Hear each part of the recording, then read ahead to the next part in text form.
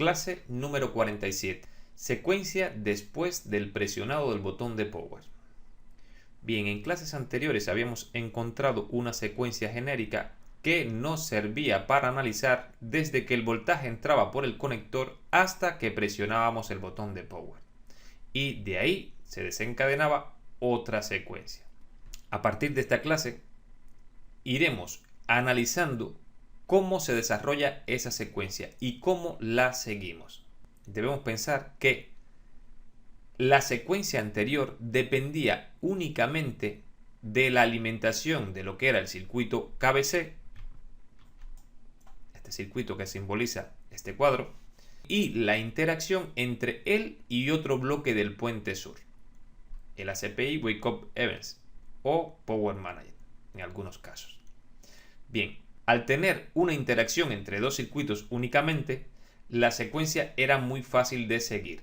Sin embargo, esta secuencia que vamos a analizar a partir de esta clase depende del conjunto completo, es decir, del KBC, puente sur, FSH o PSH en su caso, puente norte y CPU en su caso.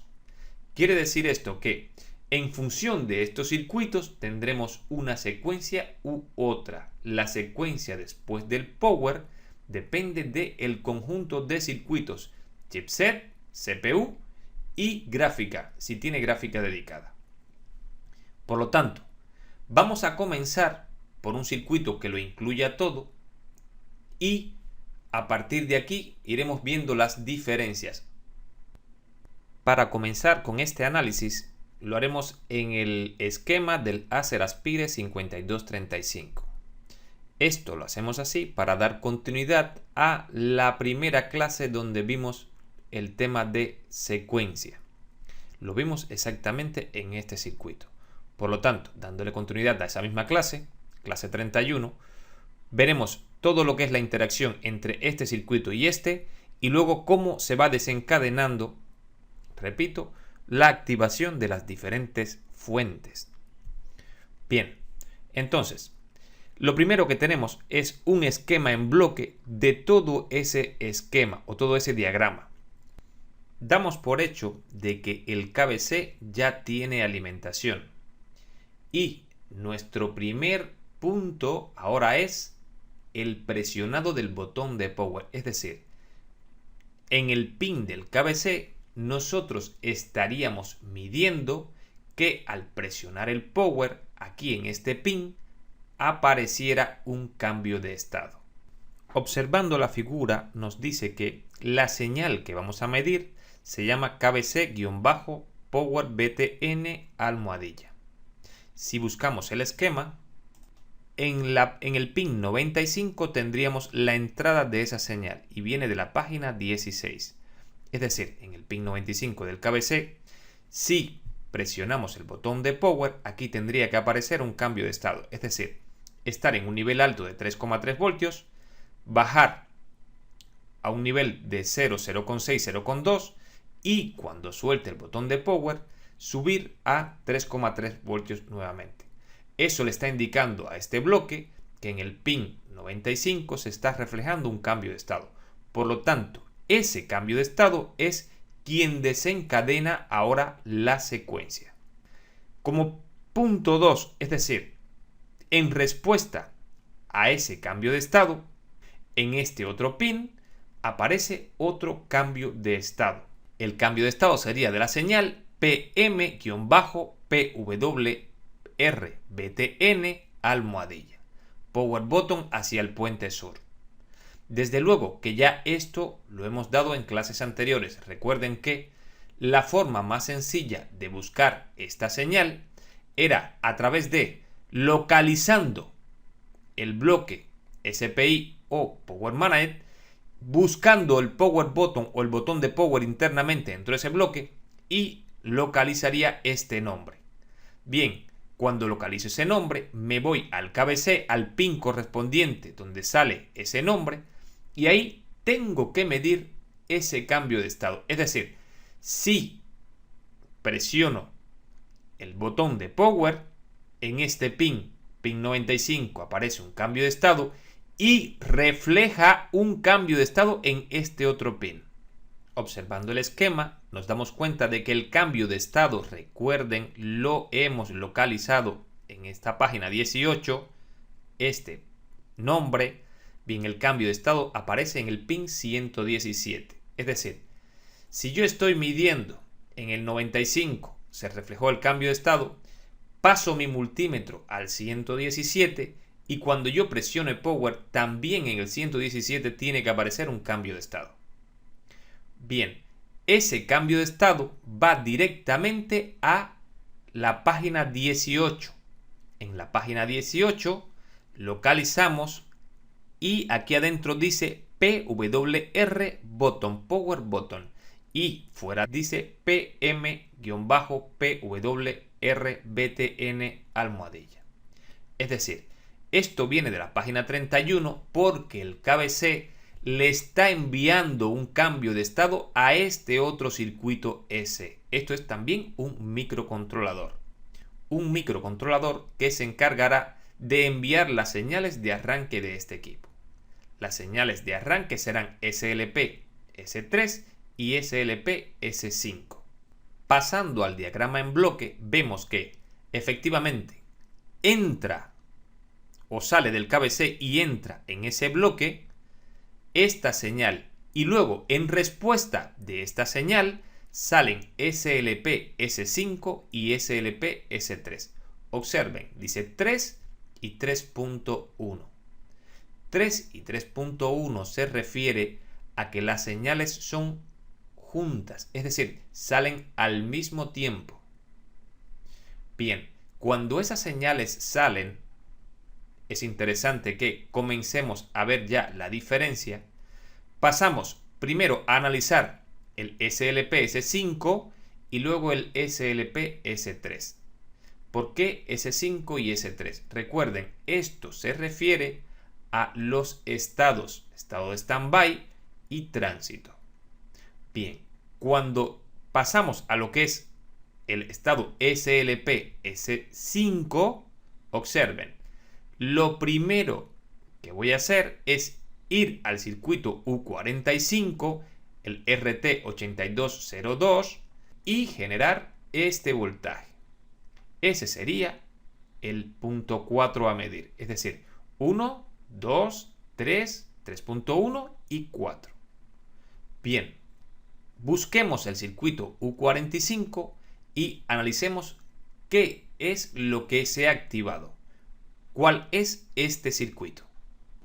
El circuito U45 no es otro que el circuito de CDC que genera el voltaje de alimentación de la memoria RAM. Es decir, una pequeña conclusión, después que salen las señales para activar las fuentes, la primera fuente que activan es la fuente de la memoria RAM. Es decir, el primer voltaje que se va a activar, y digo activar por una sencilla razón. Este circuito se alimenta con 5 voltios. ¿Qué 5 voltios? Los 5 voltios principales, los que salen de los inductores magnéticos de potencia de la fuente de CDC de 5 voltios. Bien, estos 5 voltios alimentan a este circuito. Por lo tanto, este circuito estaba esperando únicamente que le llegara la activación porque su circuito de CDC, observen, MOSFET superior, MOSFET inferior, inductor magnético de potencia y condensadores, recuerden que ya hemos explicado esta etapa, ya tiene 19 voltios. Esto que dice aquí, DC-BAT out-8202-1D8V, no confundan, se está refiriendo al DC-BAT out, que es un voltaje de 19 voltios en este circuito, y se refiere, cuando dice 8202, se refiere a este 8202, es decir, a los 19 voltios que van a alimentar este circuito, que van a sacar 1,8 voltios por este pin, o por esta parte de este inductor. Esto es lo que me está indicando esto, pero no lo confundan. Observen, aquí ya me ponen DC-BAT out y me lo convierten en DCBAT-out-8202-1D8V. Esto es sencillamente una forma de trabajar Wistron donde G54, 53, 52 y 51 ya le he explicado que significa únicamente un trozo de metal que está uniendo este punto y este punto. Es una forma de hacer circuito. Bien, regresando a la secuencia. Este punto 4 es el voltaje de la memoria RAM. Es decir, presiono power, envío power al bloque ACPI. El bloque ACPI envía dos voltajes de 3,3 voltios. Estas señales son de 3,3 voltios. Y uno de ellos, el S5, va directamente a activar la fuente de la memoria RAM. Por lo tanto, 1, 2, 3, 3.1, 4. Lo siguiente que mido es el voltaje de la memoria RAM. Desde luego que si este voltaje fallara, tengo que irme a esta alimentación y a este circuito. Recuerden que aquí solamente nos dibujamos una flecha, pero en realidad es todo esto que está aquí simbolizado solamente en un cuadro. Si fallara por casualidad, esta señal entra y por aquí no está saliendo, pues hay que analizar todo el circuito completamente para ver de dónde viene el problema. Desde luego, si tengo este voltaje, tengo esta señal, tengo este otro voltaje y todos los elementos están bien, y me refiero a resistencia, por ejemplo, la R292, esta resistencia que está aquí, que es de 10 ohmios, si esa resistencia está dañada, desde luego a este circuito no le llegaría voltaje. Tendríamos voltaje aquí, pero no lo tendríamos aquí. Esa sería una avería, por ejemplo. Bien. Suponiendo que todos estos voltajes estén llegando correctamente a cada uno de sus pines, o bien tengo el circuito dañado o tengo uno de estos dos MOSFET que está dañado. No tengo nada más. Sí o sí, lo que les quiero decir es que en el gráfico, en el esquema en bloque, todo eso se simboliza con únicamente un cuadro, pero en realidad el análisis es más profundo cuando vamos a resolver una avería que se relaciona con ese voltaje. Bien, después que entra SLP S5, va directamente a este circuito U15. El circuito U15 genera 0,9 voltios.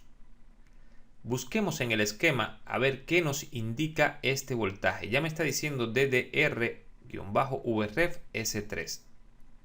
Bien, aquí ya me está indicando un S3. S3 me está indicando de que estos dos voltajes pertenecen al estado S3. Es decir, ya estamos en el tránsito entre el estado S5 y el S0. Por lo tanto, esto que ocurre nos muestra que el estado S3 es un estado muy rápido. Y como ya les expliqué en otras clases, los estados no son otra cosa que fuentes apagadas y encendidas. En este caso, en el estado S3 se enciende la fuente del circuito U45 y el U15. Pasemos al esquema y veamos el circuito U15 a ver a dónde nos lleva. Es decir, para darle continuidad a la conclusión de cuál es la secuencia que estoy siguiendo. Bien, vimos 1, 2, 3, 3.1, 4 y 5. Circuito U15, 0,9 voltios. En la misma página 39 tengo el circuito U15, este que está aquí. Y genera 0,9 voltios a partir de 1,8 y 5. Es decir, utiliza los dos voltajes para generar este. Bien, si nos vamos y buscamos a qué circuitos va a alimentar este voltaje, me lleva directamente a la controladora de memoria que está dentro de la CPU. Este U42B se refiere a un bloque de la CPU, a el bloque de controladora de memoria. Por lo tanto, el 0,9 voltios en este caso está alimentando a esa controladora, a ese circuito. Y le está dando alimentación a las diferentes líneas de memoria. Es decir, va desde la página 5 a la página 8 y desde la página 5 a la página 9. Es decir, hace de alimentación de esas líneas. ¿Líneas de qué? Líneas de datos. Por lo tanto, ya tenemos dos voltajes de memoria RAM. Este voltaje que es de 0,9 y el voltaje de 1,8, perteneciente a lo que es DDR2. Bien, entonces ya podemos sacar una pequeña conclusión de acuerdo al diagrama en bloque. Si voy a seguir la secuencia después que salen estas señales y estoy trabajando con una DDR2, lo siguiente es medir el 1,8 voltios de la memoria RAM, del voltaje principal, este es el voltaje principal de la memoria, y el 0,9 que alimenta a la controladora. En el caso, repito, de que estemos trabajando con un conjunto de circuitos como es el SB700, el RS780 y una CPU AMD, la cual incluye una controladora dentro de la misma CPU. Bien, entonces, esto es lo que tengo que seguir como secuencia. Si todo esto hasta aquí está bien, es decir, tengo todos los voltajes correctos, pasamos al siguiente punto. ¿Cuál es el siguiente punto? Bien, las conmutaciones. El siguiente punto es las conmutaciones. Ya les he hablado en otras clases de estos circuitos. Sencillamente lo que hacemos es conmutar los voltajes que ya tenía de 3 y de 5 voltios en el estado de standby. Observen, standby y standby, S5 y S5.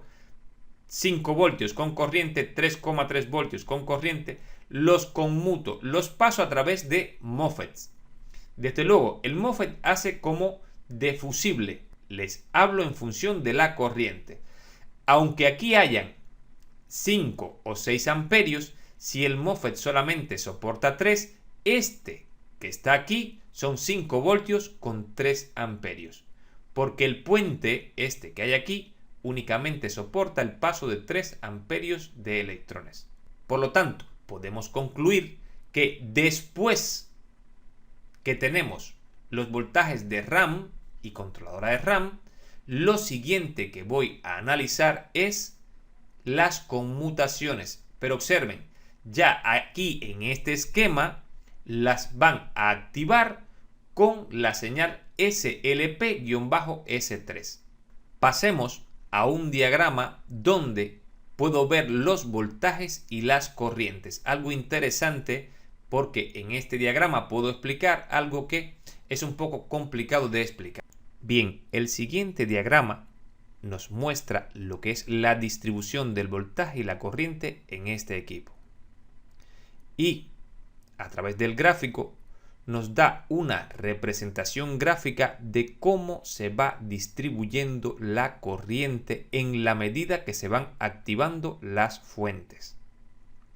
Por la parte superior tenemos un bloque que muestra el bloque de la RAM, el de BIOS, el KBC, puertos USB, módem, tarjeta LAN, puente sur, puente norte, CPU, tarjeta SD, pantalla, reloj de sistema, Wi-Fi, memoria del LPC, decodificador de audio, tarjeta express, ventilador, puertos CRT, disco duro, lectora, amplificador de audio y ratón.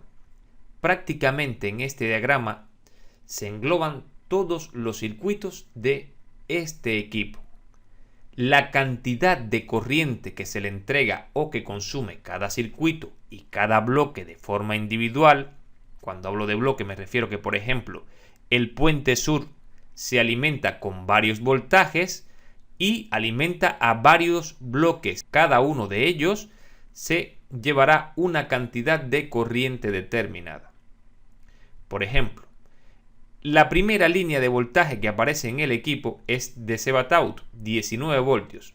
La segunda línea, que está representada en azul, es la línea de 3,3 voltios que alimenta directamente al KBC, a la BIOS, al puente sur. Si seguimos a lo que es el módem y a la LAN. Es decir, esta línea está alimentando a todos estos circuitos nada más crearse ese voltaje. Y a cada uno de ellos le entrega una cantidad de corriente determinada. Esto se hace así porque no le podemos pedir al cargador un golpe de corriente de lo que tendríamos que entregar para que el equipo trabajara completamente de un solo golpe. Eso generaría un pulso tan grande que el cargador tendría que ser bastante mayor para aguantar solamente ese pulso. La forma de resolver ese problema es sencillamente distribuir la energía de forma paulatina. Y de ahí a que en cada estado haya una cantidad de fuentes determinadas encendidas. Por ejemplo, en este momento estamos hablando de la conmutación, es decir, ¿qué ocurre cuando aparece esa conmutación? Las conmutaciones de los voltajes principales de 3 y de 5.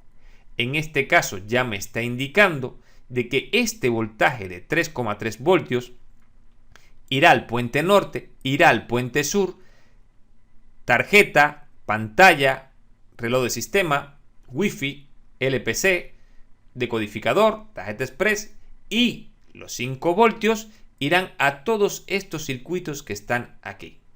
Es decir, esto ya me está dando una idea de todo lo que ocurre en el equipo cuando aparecen esas conmutaciones. Entonces, ahora vamos a buscar los circuitos que crean esas conmutaciones y las condiciones para que se puedan crear esas conmutaciones. Digo condiciones porque al ser circuitos electrónicos también trabajan con ciertos voltajes y esos voltajes desde luego que hay que analizarlos, porque si el circuito falla porque uno de esos voltajes falta, hay que ir a ver por qué razón esa conmutación no se realizó y por qué faltaba ese voltaje. En este caso les repito que es el único esquema que vamos a ver en este curso donde prácticamente vemos con claridad cuáles son los consumos de corriente de cada uno de los bloques y los tiempos. Por ejemplo, en este momento estamos justamente aquí cuando voy a conmutar estos dos voltajes y alimentar a todos estos circuitos que están aquí, incluyendo alguna parte del puente norte, por ejemplo, esta parte de aquí, y alguna parte del puente sur. Bien, como vemos, por ejemplo, también la CPU tiene toda una serie de voltajes con los que se alimenta. No es únicamente un V-Core de 36 amperios. No, no es únicamente ese, que sería, en este caso, el azul que está arriba. Este sería el V-Core, S0. Bien, no sería únicamente ese. También lleva todos estos voltajes. Por ejemplo, ya hemos visto, la controladora de RAM se lleva 750 miliamperios. La controladora de RAM, alimentarla, es decir, cuando el bloque de la controladora de RAM se alimenta con esos 0,9 voltios, está siendo alimentada con 750 miliamperios. Es decir, cuando esté trabajando, estará consumiendo un máximo de 750 miliamperios. Si sumamos todas estas corrientes, o mejor dicho, si multiplicáramos lo que es el voltaje por la corriente, el voltaje que se genera por la corriente, aquí serían, por ejemplo, 0,9 por 750, 1,2 por 1500, 1,8 por 3, 2,5 por 250 miliamperios. Cuando multipliquemos los voltajes por esa corriente y sumáramos todas esas potencias, tendría que darnos exactamente la potencia total de la fuente que estamos utilizando como cargador. Es decir, los 65, los 90, los vatios que me diga el cargador. ¿Por qué razón? Bien, porque esta es la forma en que se distribuye toda esa potencia. La potencia o la parte de potencia correspondiente que se genera en el cargador sería sencillamente la suma de todas las potencias de todos estos circuitos.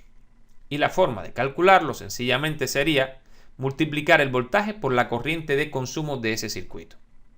Bien, a modo general, esto nos explica, repito, que en un ordenador portátil el voltaje y la corriente se va creando y generando de forma paulatina para no tener que pedirle al cargador una cantidad de corriente tan alta.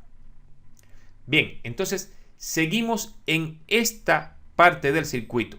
Pasemos a lo que es las conmutaciones. Ya vemos que en las conmutaciones de este equipo se alimentan todos estos circuitos y cada uno de ellos consumirá una cantidad de corriente de acuerdo a la que genera el total de ese MOSFET. Cuando le hablé del MOSFET hace un momento, les decía que cuando hacemos conducir a ese MOSFET, deja pasar una cantidad de corriente máxima. En este caso, 4,381 amperios o, como también se puede decir, 4.381 miliamperios para alimentar a todos estos circuitos que están aquí. Y en el caso de los 3,3 voltios, 4.610 miliamperios para alimentar a todos estos circuitos y a dos bloques del puente norte y el puente sur. Bien, en el diagrama en bloque observamos que el SLP-S3 va directamente a las puertas de dos MOSFET. No le he puesto cuáles son los MOSFET y vamos a ver por qué. Pero esto sería incorrecto. ¿Por qué sería incorrecto? Porque estamos hablando de un voltaje de 3,3 voltios y estamos hablando de un MOSFET de canal N.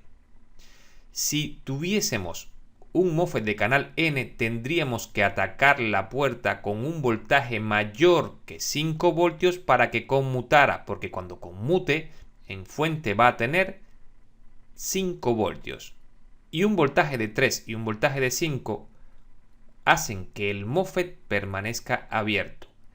Repito, al ser un MOSFET de canal N, necesitaría un voltaje de puerta mayor que el que va a tener o tiene en fuente.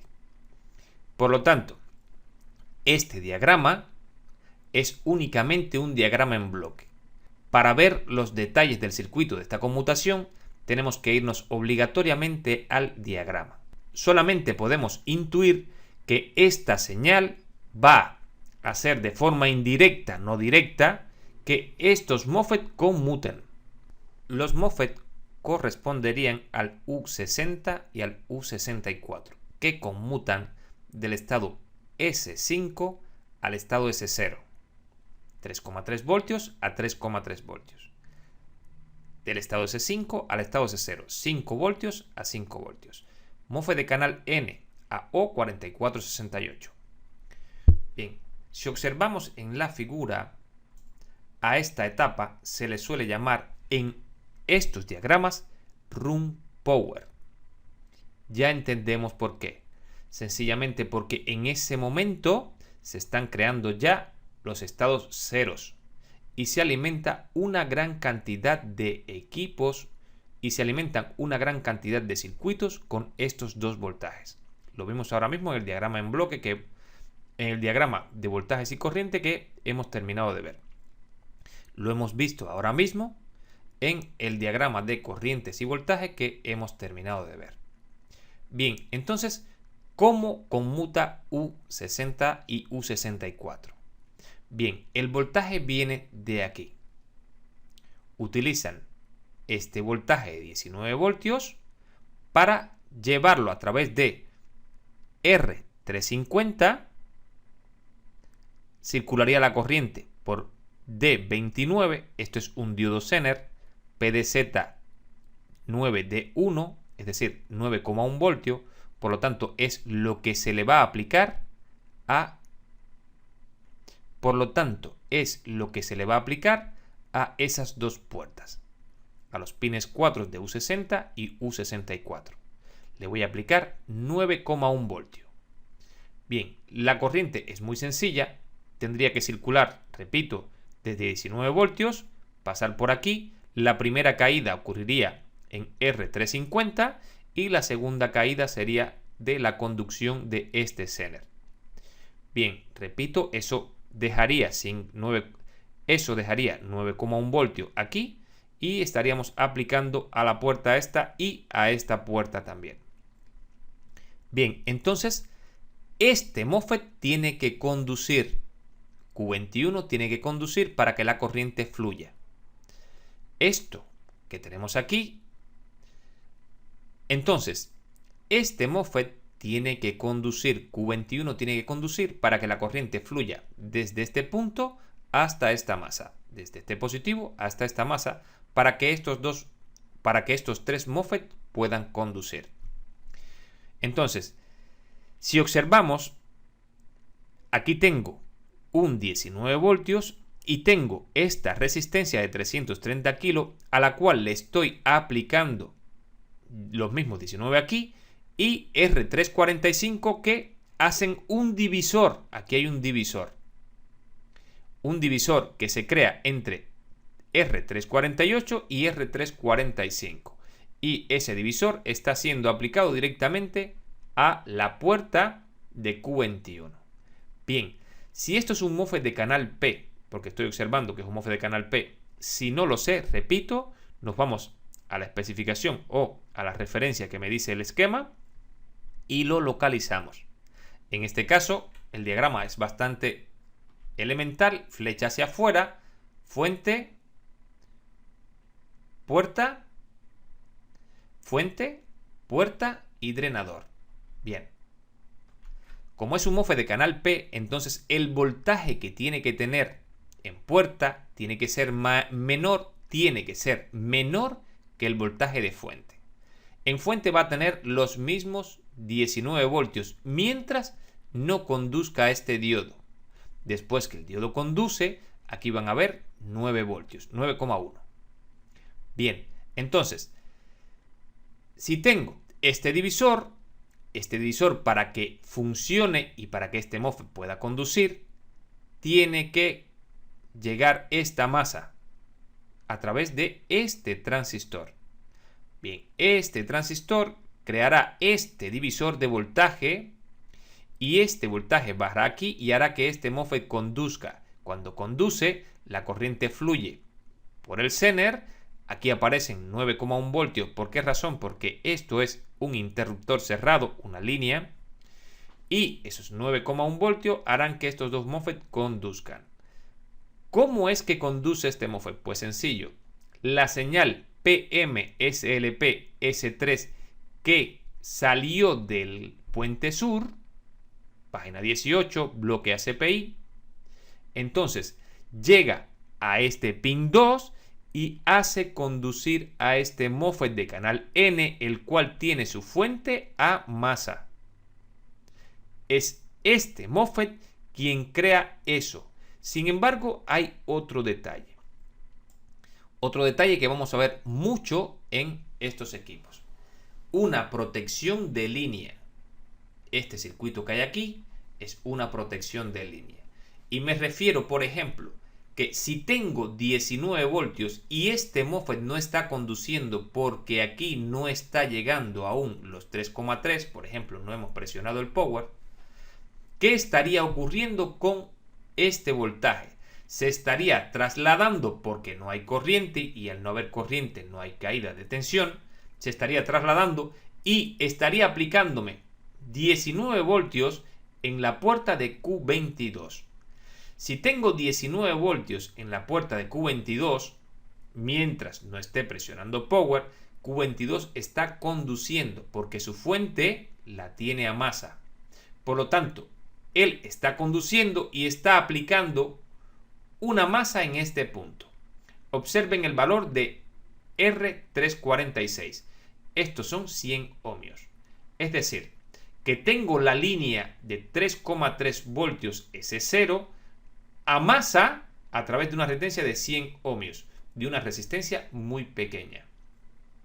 De esa forma me aseguro que ni por error ni por accidente esta línea puede tomar un nivel de voltaje. ¿Por qué? porque del caso o si ocurriese eso, sencillamente ese voltaje encontraría una masa muy cercana a través de R346 y por aquí se iría toda la corriente de esa línea de voltaje. Por lo tanto, no podría alimentarse mientras esté conduciendo Q22. Y esto puede ser una avería. Es decir, o quiero decir con esto que si por ejemplo Q22 está dañado entre drenador y fuente, este equipo nunca funcionará. ¿Por qué razón? Porque prácticamente tengo los 3,3 voltios S0 a masa a través de Q22 que está dañado. Por ello es que hay que analizar muy bien de dónde viene cada uno de los voltajes y cómo funciona. En este caso, repito, el circuito es muy sencillo.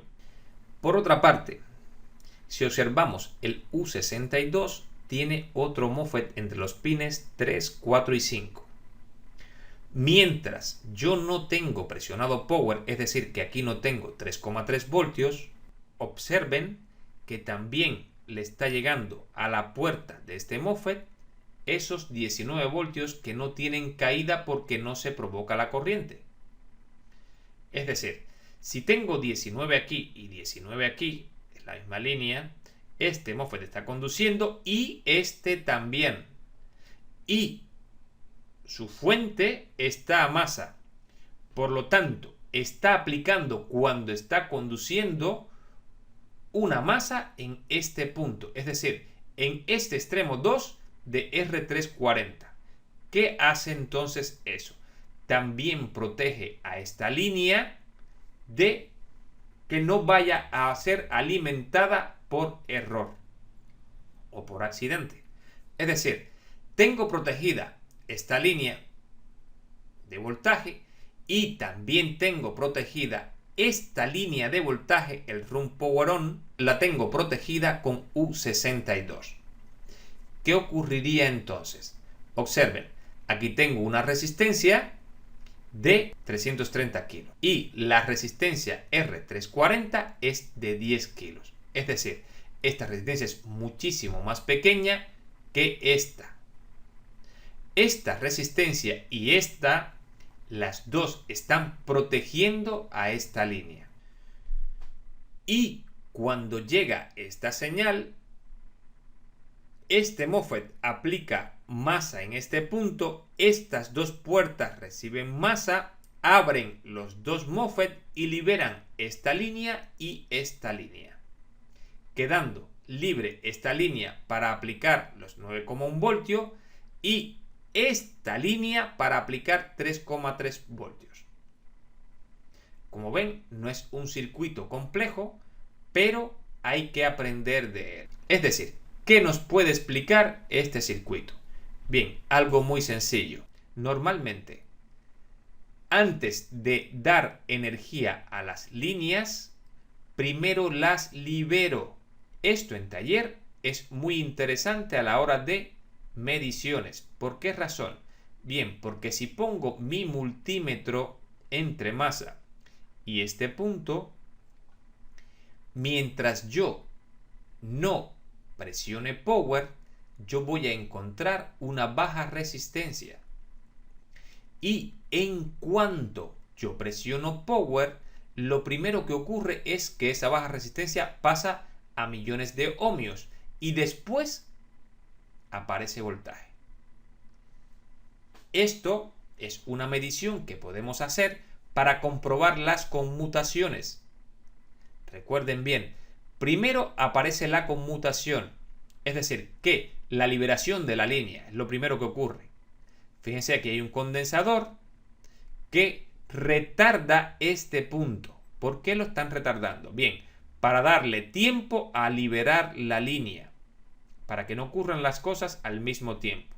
Este condensador que está aquí, con esta resistencia, crea una constante de tiempo, la cual da tiempo suficiente a que la línea se libere para que luego se alimenten las puertas y los voltajes pasen a esas líneas. Por lo tanto, repito, en taller es una herramienta muy importante. fundamentalmente cuando son mediciones instantáneas, es decir, cuando el voltaje o el equipo enciende y se apaga instantáneamente. A veces estas averías son las que más nos pueden traer dolores de cabeza, porque no nos da tiempo a hacer una medición. Pero, como ya conozco la electrónica de estos circuitos, ¿qué es lo que voy a medir en esos casos? Primero, repito, masa en este punto, multímetro en ohmios, positivo aquí, y no hablo de ohmios en el zumbador, es decir, cuando está emitiendo el sonido de continuidad. Me refiero a ohmios de resistencia. Me refiero a situar el cursor del multímetro en resistencia, preferiblemente por encima de 200 ohmios, para poder ver que efectivamente entre este punto y este punto, en el momento que aún no he presionado power, porque esta señal no ha llegado, sencillamente este punto tiene baja resistencia. ¿Qué baja resistencia? Estos 100 ohmios a través de la masa que está entrando por Q22. Bien, cuando yo presiono power, lo que voy a ver en el multímetro es que esos pocos ohmios se convierten instantáneamente en millones de ohmios. Eso me está indicando que la línea se está liberando. Luego paso mi multímetro a voltios y verifico. ¿Qué verifico? Que después que la línea se está liberando, entonces aparece voltaje. Tendría que aparecer voltaje. ¿Qué nos enseña esto? Bien, algo muy sencillo. En el caso de que al presionar el power la línea siga en ohmios bajos, es decir, no pase a millones de ohmios, me está indicando que en esa línea tengo un cortocircuito y el sistema al detectarlo instantáneamente me apaga este voltaje. Repito, si yo tengo un cortocircuito en esta línea, no podríamos identificarlo tan rápido. ¿Por qué? Porque está detrás de una conmutación. Hasta que yo no presione power, que aparecen estos 3,3 voltios, esta línea no tendrá 3,3 voltios. Pero este voltaje hace que este MOSFET conduzca, esta corriente aparezca, conduce este MOSFET, deja pasar este voltaje, llega y polariza y conducen. Mientras todo eso está ocurriendo, tiene que liberarse esta línea. Es decir, estos 100 ohmios no pueden estar a masa. Este Q22 tiene que abrir y quedarse abierto por la masa que ha entregado a este punto. Q22, MOSFET de canal N, masa, queda abierto. Entonces, lo que tenemos que aprender a revisar en taller, lo primero es que la línea tiene que liberarse. Si en el caso que yo presione power, la línea no se libera, es que esa línea tiene un cortocircuito. ¿Y por qué se está apagando inmediatamente? Bien, por una razón muy sencilla. Porque cuando aparece la conmutación, este voltaje o esta fuente tiene una demanda de corriente muy alta en este punto. Y cuando aparece esa demanda, la fuente se apaga. Y el circuito espera a que tú presiones power otra vez. Por lo tanto, es ese presionado de power que al presionar enciende por un momento y se apaga. Y me refiero a encendido a visualizar que hay un cambio de corriente cuando yo presiono power. Ya no estamos hablando de valores de ningún tipo, porque esto puede ser muy diverso en valores. Desde 0,3, 0,4, 0,5, 0,7, 1, 1,2. Es decir, que cuando yo presiono el power, en la fuente, en el indicador de corriente, me aparece un cambio de corriente. Y de repente, de 0 llega a 0,4 amperios, por poner un ejemplo hipotético. Y digo hipotético porque, repito, esto puede ser muy variado en función de los circuitos que estén trabajando en ese momento y el ordenador portátil que estemos trabajando. Porque hay ordenadores que consumen más y otros que consumen menos.